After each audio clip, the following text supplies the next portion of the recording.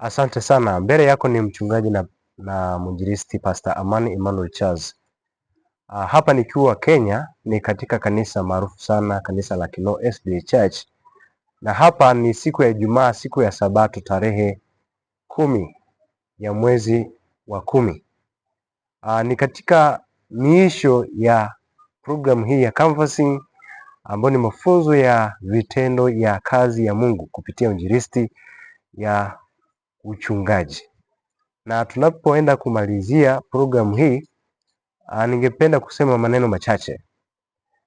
Jambo moja tu la kukumbuka ambalo ni la pekee sana. Unajua, kazi ya uinjilisti mara nyingi imekuwa ni sehemu ambayo watu wengi wanaichukulia kama ni kazi ya kawaida sana, lakini kauli moja imesikika kwa baadhi ya vijana wakithibitisha ya kuwa sasa wanaenda kuwaheshimu wainjilisti. Hii ni dhahiri ya kwamba kazi hii ina uzoefu mkubwa sana wa kumfanya mtu akutane na Mungu katika maisha ya kazi hii.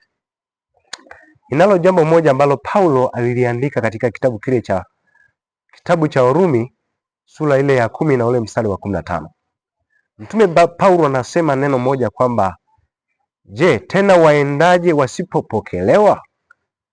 Lakini akasema neno moja kwamba ni mizuri kama nini miguu ya hao wahubirio habari njema.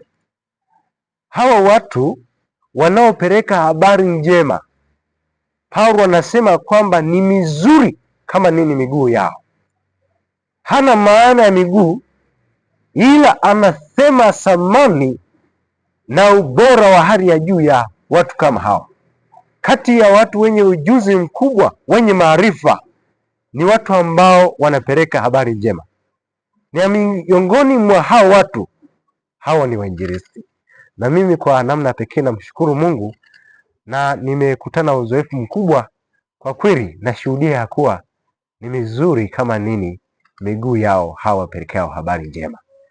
Nikiripoti kutoka hapa Kinoo SDA, hii ni safari ya matumaini.